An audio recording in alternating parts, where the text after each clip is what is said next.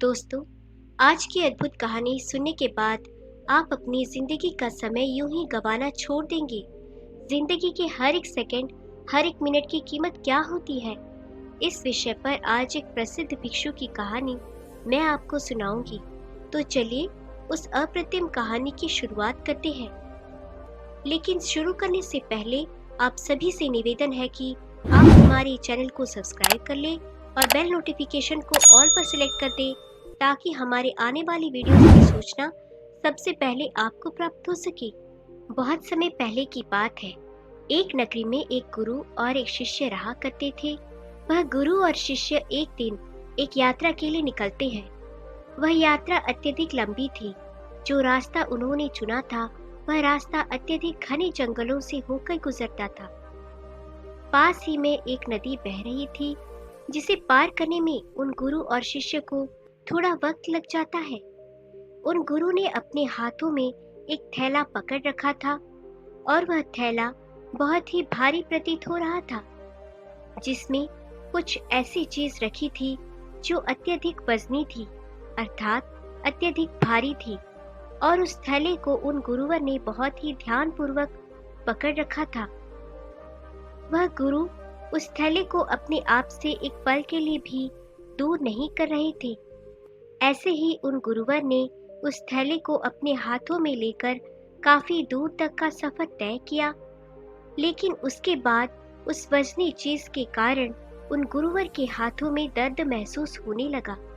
इसीलिए उन्होंने वह थैले को अपने कंधों पर टांग लिया और आगे का सफर तय करने लगे। वह जंगल इतना घना और इतना बड़ा था कि उसका दूसरा छोर कहीं से नजर नहीं आ रहा था। वह गुरु और शिष्य दोनों उस जंगल के रास्ते से होकर गुजरते चले जा रहे थे। वहां पर और कोई भी नहीं था। तभी वह गुरु अपने शिष्य से कहते हैं, भंते, तुम्हें डर तो नहीं लग रहा है?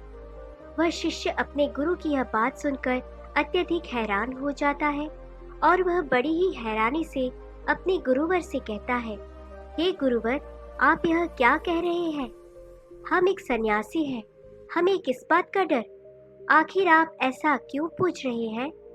पहले तो मैंने आपको यह कभी पूछते नहीं देखा। कहीं आप मेरी परीक्षा तो नहीं ले रहे? इस पर गुरुवर अपने शिष्य से कहते हैं, नहीं नहीं, मैं तो बस यह जानना चाहता था कि इतने घने जंगल में हम कब से चले जा रहे हैं। हो सकता है तुम्हारे मन में डर पैदा हो रहा हो, इसीलिए मैंने बस तुमसे पूछ लिया। इस पर शिष्य कहता है, हे गुरुवर, आप ही ने तो सिखाया है यह सब कुछ नश्वर है, तो फिर मुझे किस बात का डर होगा? ना फिर मेरे पास कुछ ऐसा है जिसे खोने का मुझे डर हो, तो फिर मैं भला किस बात से डरूंगा? अपने शिष्य की यह बात सुनकर वह गुरुवर कहते हैं, अच्छा ठीक है, चलो आगे बढ़ते हैं। इतना कहकर वह गुरुवर और वह शिष्य आगे की ओर बढ़ने लगे। देखते ही देखते रात हो चुकी थी। रात में उन्होंने एक जगह पर रुकने का इंतजाम किया। चारों तरफ घना अंधेरा था, चारों तरफ एक सन्नाटा छाया हुआ था। तभी वह गुरुवर अपने शिष्य से कहते हैं, भंते, आज रात हम यहीं पर रुक जाते हैं और अगली सुबह हम अपनी यात्रा फिर से प्रारंभ करेंगे। वह शिष्य अपने गुरुवर की बात मान लेता है। कुछ देर बाद वह गुरु अपने शिष्य से कहते हैं, भंते, कहीं तुम्हें भय तो नहीं लग रहा? यह बात सुनकर वह शिष्य एक बार फिर से अपने गुरुवर से कहता है, गुरुवर, मुझे किस बात का डर लगेगा? मैंने कोई गलत कार्य नहीं किया और ना ही मेरे पास खोने के लिए कुछ है। आप मेरी चिंता ना करें, मुझे कोई डर नहीं लग रहा। आप चैन से सो जाएं। आखिर हमें कल सुबह आगे की यात्रा पूरी करनी है। इतना कहकर वह गुरु और शिष्य दोनों सो जाते हैं। अगली सुबह सूरज निकलने से ठीक पहले वह दोनों उठकर अपनी यात्रा फिर से प्रारंभ करते हैं और अपने मार्ग में आगे की ओर बढ़ने लगते हैं। जैसे जैसे सुबह हो रही थी, वैसे वैसे सूर्य की किरणें भी तेज और तीव्र होती जा रही थी। लेकिन वह गुरु और शिष्य आगे की ओर बढ़ते चले जा रहे थे। देखते ही देखते दोपहर का वक्त हो चुका था और अब उन महात्मा को जोरों की प्यास लग चुकी थी। दोनों ने जैसे तैसे उस घने जंगल को पार किया और उसके आगे जो गांव पड़ता था उसमें जाकर कुछ देर के लिए विश्राम किया। तभी वह गुरु अपने शिष्य से कहते हैं, भंते, मुझे जोरों की प्यास लगी है, मेरे लिए पानी लेकर आओ। इस पर शिष्य दौड़ा दौड़ा गांव के कुएं के पास जाता है। वहां से पानी निकालकर वह अपने गुरुवर को देता है। पानी पीते वक्त वह गुरुवर अपने उस थैले को अपने उस शिष्य को थमा देते हैं। वह थैला अत्यधिक भारी था। शिष्य ने जब उसे अपने हाथों में लिया तो वह यह समझ चुका था कि यह गुरुवर पहले से ही अपने थैले में कुछ ऐसा लिए घूम रहे हैं जिनके कारण इनके मन में कुछ न कुछ डर तो उत्पन्न हो रहा है। वह यह सोचने लगा कि उसके गुरुवर उससे कुछ न कुछ छुपा रहे हैं, जरूर कोई बात है। जब उसने उन गुरुवर के थैले में हाथ डाला तो उस थैले में उसे एक सोने की ईंट मिली। उसने सोने की ईंट को निकालकर बाहर फेंक दिया और उसमें पत्थर की एक ईंट भर दी। उन गुरुवर ने पानी पीने के बाद तुरंत ही उस थैले को फिर से अपने हाथों में ले लिया और अपने शिष्य से कहते हैं, जाओ तुम भी पानी पी लो, अब हमें आगे का सफर तय करना है। शिष्य भी पानी पीकर आता है और उसके बाद वे दोनों सफर में आगे की ओर बढ़ चलते हैं। तभी उन्हें एक व्यक्ति मिलता है और वह उन गुरु से कहता है, गुरुवर, इस गांव में रहना ठीक नहीं है। इस गांव में अत्यधिक चोर रहते हैं और यहाँ पर बहुत चोरियां होती है। यहाँ पर अक्सर लोगों का सामान चोरी हो जाता है। यह सुनकर वह गुरुवर अत्यधिक घबरा जाते हैं और अपने शिष्य से कहते हैं, भंते, हमें यहाँ से जल्दी जल्दी निकलना चाहिए। हमें अपने मार्ग में तेजी से आगे बढ़ना चाहिए। इस पर शिष्य अपने गुरुवर से कहता है, हे गुरुवर, आप निश्चित हो जाइए, अब हमें किसी भी प्रकार का कोई खतरा नहीं है और ना ही अब आपको डरने की कोई आवश्यकता है। अपने शिष्य के मुख से यह बात सुनकर वह गुरुवर अपने शिष्य से कहते हैं, भंते, तुम इतने विश्वास के साथ यह कैसे कह सकते हो कि अब हमें डरने की कोई आवश्यकता नहीं है। इस पर शिष्य अपने गुरु से कहता है, हे गुरुवर, जिस सोने की ईंट के कारण आप घबरा रहे थे, जिसे आपने शुरू से लेकर अब तक धोया था, जिसका वजन आप लेकर इधर उधर घूम रहे थे, उसे मैंने कब का फेंक दिया है। इसीलिए वह खतरा अब टल चुका है। अब वह खतरा हमारा पीछा नहीं कर सकता। इसीलिए आप निश्चित हो जाइए और अब आपको डरने की कोई आवश्यकता नहीं है। अपने शिष्य की यह बात सुनकर वह गुरु अपने थैले में हाथ डालकर देखते हैं तो उन्हें एक साधारण सा पत्थर मिलता है। तब वह अपने शिष्य से कहते हैं, भंते, इसमें जो सोने की ईंट थी वह कहाँ गई। इस पर वह शिष्य कहता है, हे गुरुवर, जो आपकी परेशानी का कारण बना हुआ था, जो आपकी डर का कारण बना हुआ था, मैंने उसे निकालकर फेंक दिया है और उसकी जगह पर यह पत्थर की ईंट मैंने आपके थैले में रख दी ताकि आपको इसके बारे में जानकारी ना हो सके। इस पर वह गुरु कहते हैं, अर्थात इतनी देर से मैं केवल एक पत्थर का बोझ ढो रहा था, एक पत्थर को लिए घूम रहा था और अकारण ही परेशान हो रहा था, डर रहा था, घबरा रहा था। इस पर शिष्य कहता है, हे गुरुवर, आप तो व्यर्थ ही चिंतित हो रहे थे। वह सोने की ईंट भी हमारे किस काम की। वह तो हमारे लिए नश्वर है, व्यर्थ है। हमारे लिए तो सब एक समान है। इस पर वह गुरु अपने उस शिष्य से कहते हैं, भंते, तुम सही कहते हो। मैं तुम्हारी बात समझ चुका हूँ। तुमने एक शिष्य होकर मुझे इतनी अच्छी सीख दी है। मैं तुम्हारी समझदारी से अति प्रसन्न हूँ। मुझे खुशी है कि तुम मेरे शिष्य हो। इस पर वह शिष्य कहता है, हे गुरुवर, आप ही ने तो सिखाया था, भय जैसी कोई चीज नहीं होती। यह तो हमारी मान्यता है जिसे हम कई वर्षों से यूं ही मानते चले आ रहे हैं। लेकिन यदि हम ध्यान से वास्तविकता को देखेंगे तो सत्य को समझना होगा कि ऐसा कुछ नहीं होता। यदि व्यक्ति के भीतर भय बसा हुआ है तो कोई चीज उसे डरा सकती है, और यदि व्यक्ति भीतर से ही कमजोर नहीं है, ताकतवर है, तो उसे कोई नहीं हरा सकता। जरूरत है तो खुद को यह बताने की कि हम जो कुछ भी सोच रहे हैं, हमारे भीतर जो कुछ भी चल रहा है, यह सब एक कल्पना है और कुछ नहीं, जिसे हम बेवजह ही कई वर्षों से ढो रहे हैं, इसका वजन संभाल रहे हैं। एक बार की बात है, एक बार एक गुरु अपने सभी शिष्यों को उपदेश दे रहे थे। तभी उन सभी शिष्यों में से एक शिष्य अपने गुरु से पूछता है, हे गुरुदेव, क्या यह जरूरी है कि हम समय रहते अपने कार्य को पूरा कर लें? हम उसे बाद में भी तो कर सकते हैं। हम उसे बाद में क्यों नहीं कर सकते? इस पर वह गुरु अपने शिष्य से कहते हैं, भंते, समय के साथ अगर तुम हर कार्य को करते हो तो जीवन में तुम्हें उसका वैसा ही लाभ मिलेगा और तुम आगे की ओर बढ़ते चले जाओगे। आगे वह गुरुवर अपने उस शिष्य से कहते हैं, समय एक ऐसी चीज है जो कभी किसी के लिए नहीं रुकता, इसीलिए समय के साथ अपने कार्य को पूरा कर लेना चाहिए। यदि तुम अपने कार्य को कल पर टालते हो तो क्या तुम जानते हो कल क्या होगा? क्या तुमने कल देखा है? यह कोई नहीं जानता। तुम्हारा आज तुम्हारे पास है, इसीलिए इस पर ध्यान दो, क्योंकि यदि यह समय निकल गया तो फिर कभी यह वापस नहीं आएगा। इस पर वह शिष्य कहता है, पर हे गुरुवर, ऐसा क्यों नहीं होता है? हम उस कार्य को बाद में भी क्यों नहीं कर सकते? इस पर वह गुरुवर अपने उस शिष्य से कहते हैं, क्योंकि हर कार्य को करने का एक निश्चित समय होता है। इसे और अच्छे से समझाने के लिए मैं तुम्हें एक कहानी सुनाता हूँ। इस कहानी को ध्यानपूर्वक सुनना और समझने का प्रयास करना। एक समय की बात है, एक व्यक्ति था जिसका एक बेटा भी था और उसका बेटा बहुत आलसी था।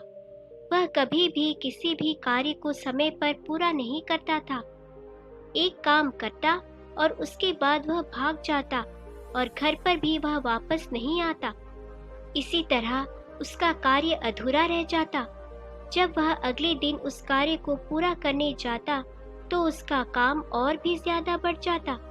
वह किसी भी कार्य को मेहनत और लगन के साथ पूरा नहीं कर पाता था और यह बात उसके पिता को बहुत अच्छे से पता थी कि उसका बेटा किसी भी कार्य को पूर्ण रूप से नहीं करता, ना ही किसी काम को सही ढंग से करता है। इसी कारण वह व्यक्ति अत्यधिक चिंतित रहता। उसे यह समझ नहीं आ रहा था कि अपने बेटे को कैसे समझाए कि हर कार्य को उचित समय पर पूरा कर लेना चाहिए। देखते ही देखते समय बीत गया और वह व्यक्ति बूढ़ा हो चुका था।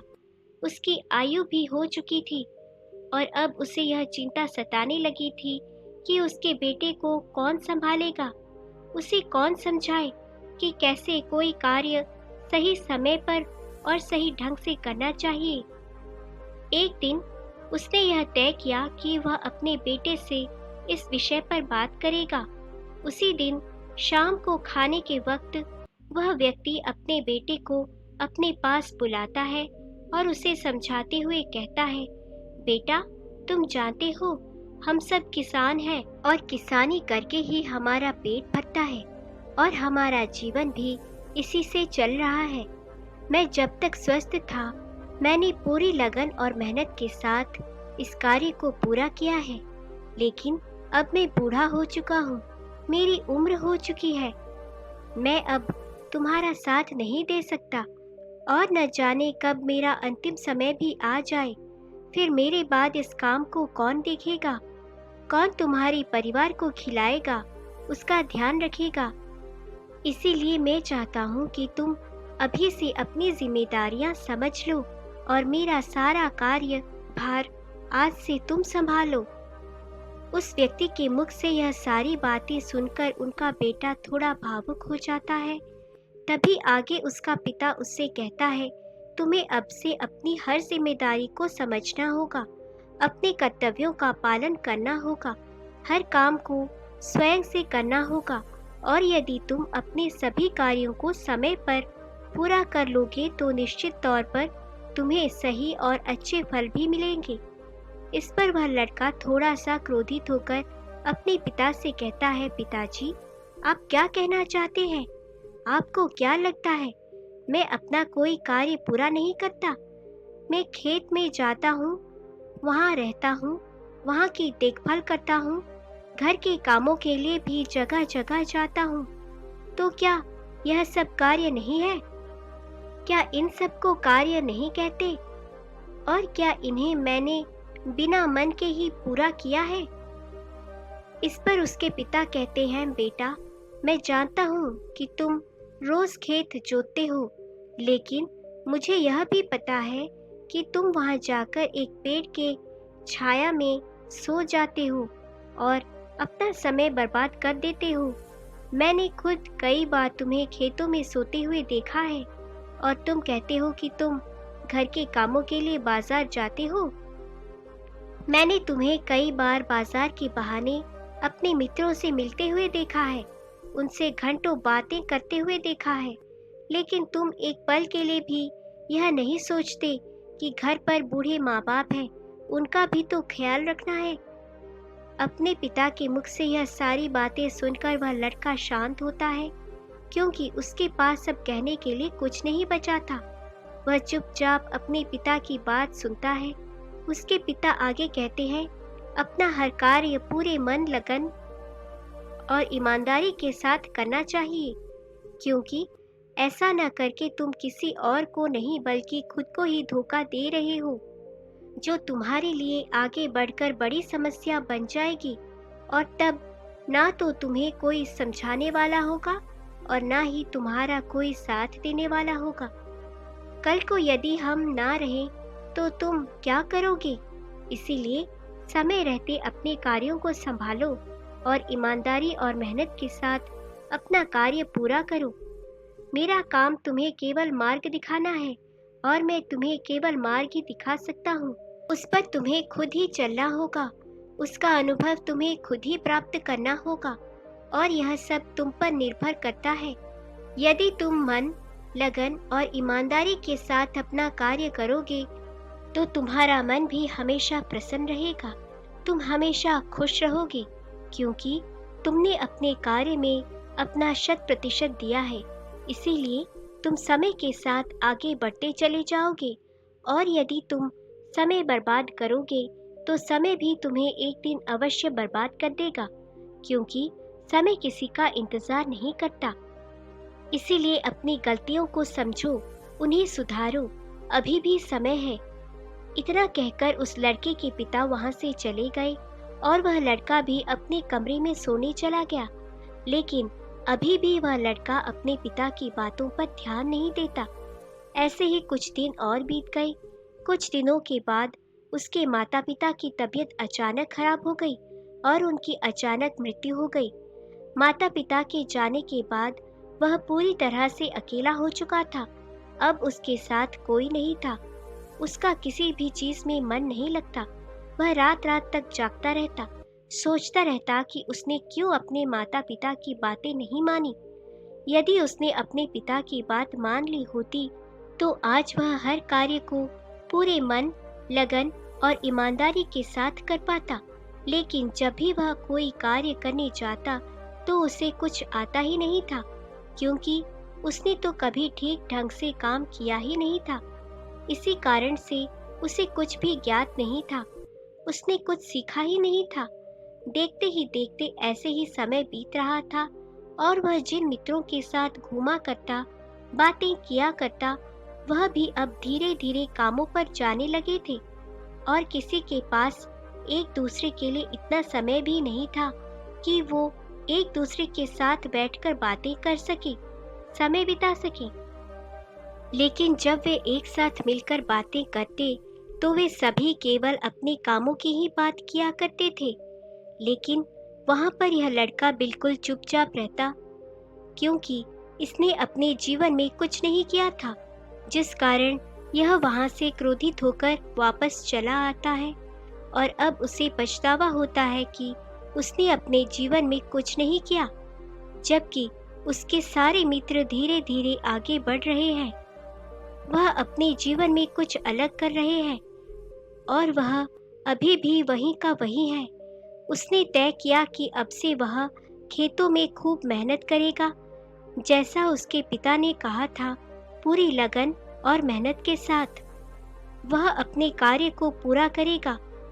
अगले दिन से उसने खेतों में जाना शुरू किया और अपने कार्य को करने का प्रयास किया, लेकिन उसने तो पहले कभी किसी कार्य को किया ही नहीं था, जिस कारण उसे यह समझ नहीं आ रहा था कि वह क्या करे, कैसे करे, जिस कारण निराश होकर वह वापस घर लौट जाता है और रात के बाद वह अपने मित्रों के बारे में सोचता है कि सब काम कर रहे हैं, कुछ अलग कर रहे हैं, वे सब आगे बढ़ रहे हैं और मैं अकेला हूँ, मेरा साथ देने वाला कोई नहीं है।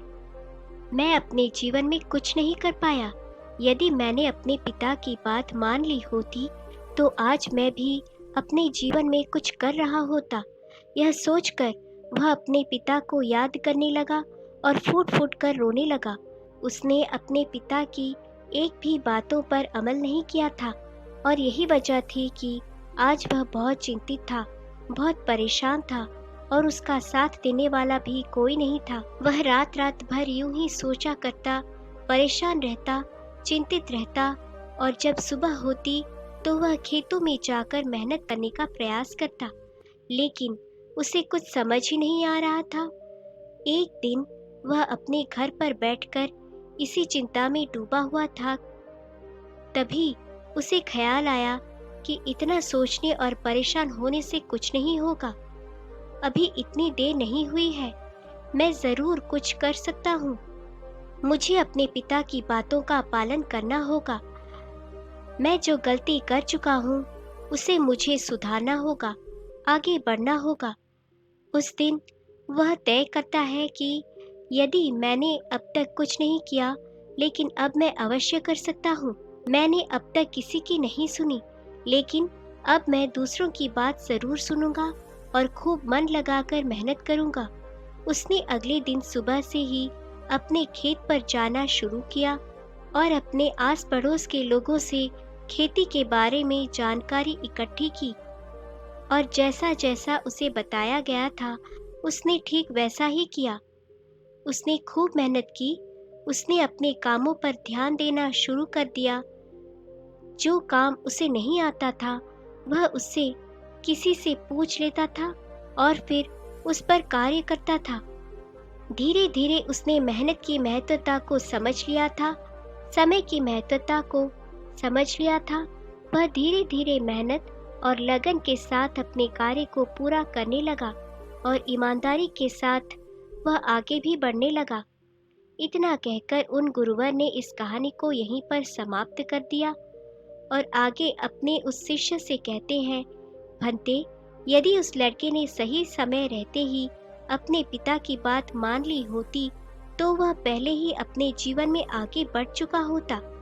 उसके लिए तरह तरह के दरवाजे खुले हो चुके होते, लेकिन जब वह पूरी तरह से टूट गया, हार गया, अपने पिता की बात याद आने पर जब उसे पछतावा हुआ, तब उसे यह एहसास हुआ कि उसने गलती की है और उसे सुधरना चाहिए। यदि उसने समय रहते ही जिम्मेदारियों को समझ लिया होता और ईमानदारी से अपना कार्य किया होता तो उसके लिए भी सब कुछ आसान होता और वह भी अपने जीवन में बहुत आगे बढ़ चुका होता। उन गुरुवर के मुख से यह कहानी सुनकर उस शिष्य को सारी बातें अच्छी तरह से समझ में आ चुकी थी। वह शिष्य कहता है, हे गुरुवर, आप सही कहते हैं। जीवन में हर चीज का एक सही समय होता है।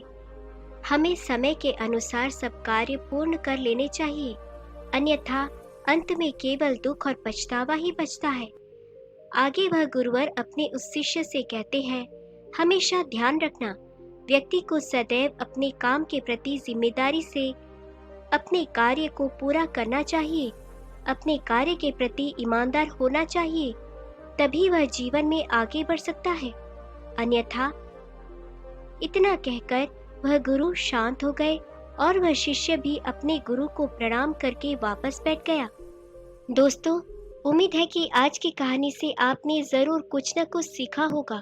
दोस्तों, आपको हमारी कहानी कैसी लगी, हमें कमेंट बॉक्स में कमेंट करके ज़रूर बताएं और हमारे चैनल को लाइक और सब्सक्राइब ज़रूर करें और हमारे इस वीडियो को अपने उन सभी दोस्तों के साथ ज़रूर शेयर करें जिन्हें इसे सुनने की ज़रूरत है। तो चलिए मिलते हैं हमारे अगले वीडियो में एक नए टॉपिक के साथ। तब तक के लिए अपना ख्याल रखें और खुश रहें। धन्यवाद।